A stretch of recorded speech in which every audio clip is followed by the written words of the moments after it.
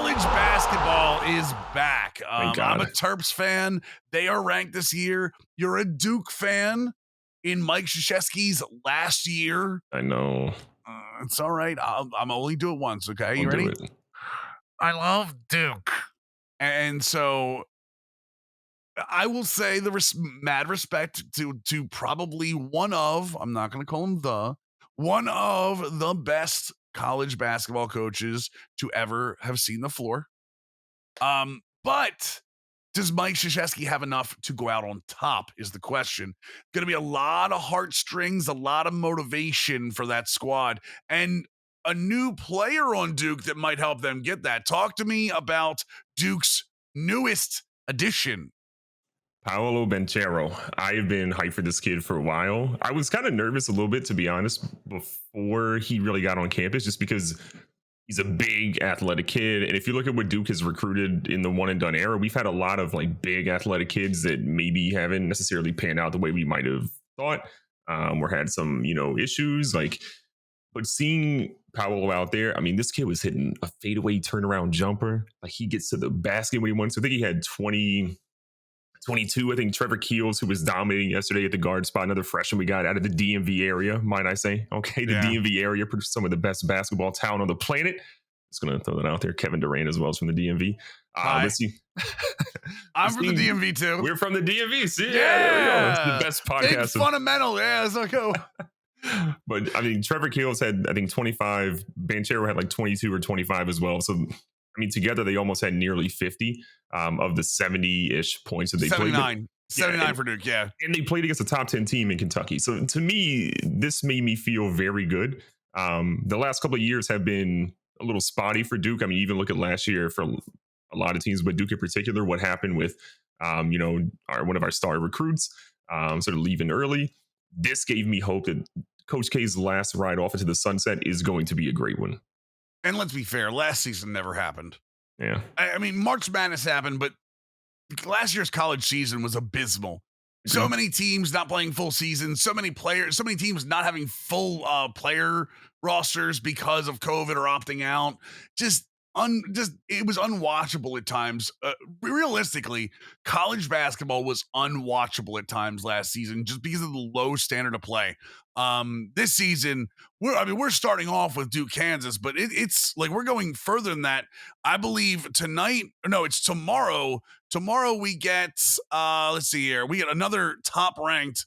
We get Maryland playing George Washington tomorrow. Friday night we have the Villanova is traveling to UCLA 4-2.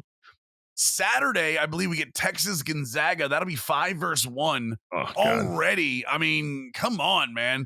I'm excited as hell. We get Michigan's playing. Michigan's good again with Juwan Howard at head coach. Talk to me about, but let's talk about the favorite. All right. And the far and away favorite. Like there is number one Gonzaga and there is everybody else. They are essentially Alabama this year. Maybe a bad comparison considering Alabama's got a loss on their record. But when you think about college football, you think Alabama. Is Gonzaga finally becoming that program in a mid-major? Gonzaga is also a really weird university. I need to look up actually how many people are actually on that campus. They have a dumb small campus, if I remember correctly. They have, do. I mean, their student body, I think, is less than 10,000 kids, if I remember correctly. Mm-hmm. But for a school of their size to be as good as they are for as long as they have been for what feels like 20-ish years is incredible, right? We know what Drew Timme was doing last year. He was obviously a stud for them. Some people thought he might have went pro, but I think hearing a lot of scouts talk about him being a second rounder, he thought, let me just give it another year and sort of see what we ultimately get out of that, despite how good they were. But Chet Holmgren, I think, is like, I've never seen someone so tall, so skinny, and this is even lumping Kevin Durant into that conversation, that is that effective. This is a 7'1" kid that weighs $190 if he's got both of his shoes soaking wet on top of a bucket that he's holding as well. He is a very, very, I just don't know how to describe him. He can shoot. He can get to the bucket. He's been a really good defender because he's super long. He's got really good basketball IQ. I think a lot of times we see these 7-footers come out And yeah, they've got some things that they can do, but their basketball IQ isn't there. This kid is a really smart basketball player. So when you couple him with Timmy, you've got Nemhard, who I think is a senior finally now, and then Homer. Like this really feels like the year that if their coach can get things together, Yeah. Gonzaga is going to make that Final Four run. And once it's there, you never know what's going to happen. But this feels like a Final Four bust team for me. There are conversations going around about Gonzaga having the too much talent problem. And we've seen this in college basketball happen sometimes. Having Drew Timmy and Chet Holmgren both on the floor at the same time feels like an offense that is not going to continually work in a much most of the NCAA is very guard heavy when it comes to the play. Um, Timmy and Holmgren, obviously, some of the best bigs in the game right now. Timmy probably maybe the number one overall pick next to Ranchero. Um, it, I hate to say this, but is that maybe what costs the Zags down the line? Especially they're gonna go up against teams like Kansas, who can run the ball. And they're gonna have to slow down Kansas with Holmgren and Timmy. Are they gonna be able to do that? I don't I don't feel as confident in Gonzaga's guards this year like I felt in the past two seasons. I guess you could probably argue. Yeah, for sure. Jalen or with Suggs obviously last year, like that was really the guy that we're like, okay, we feel super confident because that dude is controlling the ball in pressure time and he did really well with it. But I like Gonzaga because Drew Timmy is really good off ball. Chet Holmgren is really good. He can go down into the post a little bit. He's got a face up game more so than a back down game. I think his back down game is still a little limited, but he's young. So, of course, it's going to be limited. Yeah, Um, but he can handle the ball. And to me, when you think about pressure, if their guard play isn't what they needed to be come March Madness time, you can let Chet Holmgren bring the ball up a little bit. And that's going to create some mismatches. You either have to put a smaller guard on him, and then you have to worry about how you're going to get the rest of your team to match up. Or you have to put a big on him, and Holmgren's probably going to eat them up and bring them outside, or let yeah. someone cut behind them and go baseline or get into the bucket because now their 6'8, 6'9, 6'10 guy has to guard Chet Holmgren on the perimeter. I think they're going to be fine. But again, you definitely need good guard play come March Madness. But I feel like the way that their team's constructed, they'll be okay because of who they have and how they'll use them. Yeah. Curious, is there any team, and we can say top 25 if you want, is there any team that you're just saying that you have your eye on that says, maybe they're not chosen to be, maybe they're not being looked at as a national championship team right now, but if they gel the right way, if they all come together, they could make that jump? Yeah, I mean, there's a couple of teams that are probably getting good eyes now. Purdue, I like Trayvon Williams a lot. The big fella is Love Purdue. a great Yeah. talent. So I think Purdue is going to be a really fun team. They're always going to have a tough schedule, and they're always going to find a way to sort of battle through that. So Purdue's a team that I'm obviously watching. Look, Memphis. I know Amani Bates is super young, but that kid is a superstar. I've been watching his YouTube highlights for God knows how long. He reclassified. He's out there early, so he's 17, I think now, as a true freshman. They have Duran, I think is the other kid's name that's on Memphis too. So there's talent there. They have Penny Hardaway. I think Memphis will be a really fun team to watch. I don't know much about the rest of their teams. I need to watch them a little bit more. Yeah. But Purdue's a team that I feel really strong about, that like they're just going to be one of those teams you don't want to play come March Madness time, barring some sort of injury. Memphis sitting currently at 16, which means they would be a Sweet 16 team, is essentially what the voters are saying. I think Memphis might have the most talent in the entire country. When it all comes down to it, I think if they can gel, and it might take a year or two for them to gel, keeping those guys around. But I really do think Memphis could come out of this. I think we could be looking at Memphis as a top 4 team by the end of the year if they get their stuff together. I think sorry to interrupt, but I think one thing that'll be interesting is I really feel like, do you remember when Kevin Durant and Michael Beasley were both in college at Texas and at Kansas State? And there was the whole like, who's the better player? I really feel like by the end of the year, we're going to have that conversation about Amani Bates and Chet Holmgren about who's the better like forward big sort of player and how they play. Like, I really think that's going to be the marketing that they push for and hope for come March Madness. Having a full season is going to be really fun to watch those two grow too. I think both of those guys, as much as I hate to say that, it's like I'd love to see Bates get more. I would rather see Bates get more years than Holmgren. I think Holmgren is tuned and ready to go. I think you could put him in the draft right now, and he would go top 5. I'd like to see Bates get that extra year or two before he goes, but we both know, like, He's gone. barring any major injury, he's one and done. I think him, Holmgren, I think Ranchero is one and done. All these guys are not going to pass up money to be those athletic shooting bigs that they can be, in the next level. Um, Real quick, so we can finish this up. Is there anybody coach wise that you think is, I won't say hot seat, but like needs to come out looking good this year? Maybe with a deep run into March Madness to really save their job. I would have said Shaka Smart if he hadn't already left to go to, I think Right. Marquette is where Yep. we ended up seeing him. I think he would have supremely been on the hot seat.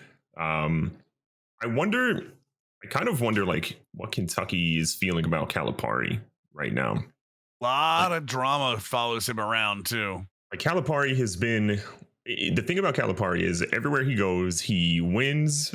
I'm not saying titles, but he typically wins very well, brings in great recruits, has great rapport with the players. But there's always that period of time where like he's rubbing somebody incorrectly, right? And then we typically see him venture off to go elsewhere. I don't think it's this season, but if they have another sort of, again, you could throw last season out like you mentioned, but if they have another Right. sort of so season, Kentucky's not a program where you can sort of just, be middle of the road or be Yeah. slightly better than average. You need to be elite there. And I feel like if this season doesn't go well, he's going to have some decisions and you're going to hear the Calipari rumors start to circle back up. I want to bring up Georgia. Tom Crean. Tom Crean has missed the tournament, I believe, 4 straight times, and they just lost PJ Horn last month. PJ Horn won't be on that team this year due to a season-ending knee injury. Their top scorer that's coming back is Jackson Etter, who scored 2.4 points a game last year. This is a team. Tom Crean had Anthony Edwards on this squad and went 5-13 in the SEC. Yeah. Yeah, you got to do something. Apparently, I'm just reading up about this now. Crean's buyout goes from 7.2 million down to 3.2 million after this season. And I can tell you right now, if they don't step up and make the tournament, he needs to make the tournament. And he probably needs to get to day 2. For him to save his job there. The other one I want to bring up, and I'm going to bring up the entire conference right now as a whole, because especially ever since there were some teams that left this conference, it feels like this conference has struggled to make an impact, and that's the ACC. We're talking about Miami has not looked good recently. Jim Larinaga is 72, so like even he probably just steps down anyway. Notre Dame has not looked good. Clemson has not looked good. Dude, Pitt literally just lost to Citadel. Wait, wait, what? Yes. There were upsets. Yeah, dude. Let me just make sure I'm not going crazy here. Oh, Lord. I remember if I from night 1 had some big, and including Virginia losing to Navy. Okay, and don't get me wrong, Navies are my boys. All right, Navies are my boys, but dude, you cannot lose to Navy on night 1. And if there's any sport that you can, lose and come back from early on, it's college basketball. But if I remember correctly, I believe, yes, Citadel beat Pitt 78-63 in Pitt on night 1. Sheesh. Okay, you can't do that. Georgia Tech lost to Miami of Ohio. Okay, this entire conference is struggling recently, and I could see multiple coaches going out of there. And one of those guys that I really want to see get a chance at a bigger score, a bigger school. One of those guys that I really want to see get that shot to get the Shaka Smart shot is what is his name? It's not Schmidt. Oh damn, what is his name, dude? I literally just had Mark Schmidt from St. Bonaventure, who has had some really, really nice runs as of late. Would love to see him get into the ACC and really work around on some of those teams. But yeah, dude, night 1 we had Florida State struggled. Virginia, who was number 25 to start the season, lost to Navy. Pitt lost to Citadel. It's just Ohio it's an State beat absolute. Akron by 1. Like, Yeah, I saw what that are we too. doing here? Yeah. Yeah, no, Ohio State. And again, you can say night one all you want. When you're going for the top side of this, your losses out of conference matter. Like, you're scheduling cupcakes so you can get dubs early. You cannot lose to teams like Citadel early on like that. It just can't do that. So look for those coaches to be really on the hot seat going into the season. Gonna be fun talking college basketball with full stadiums, man. That God. I watched Maryland versus Quinnipiac. It was nothing, but the crowd, you could feel it, man. That Duke game, dude, you could feel the energy again. I was like, this is so much more fun to watch.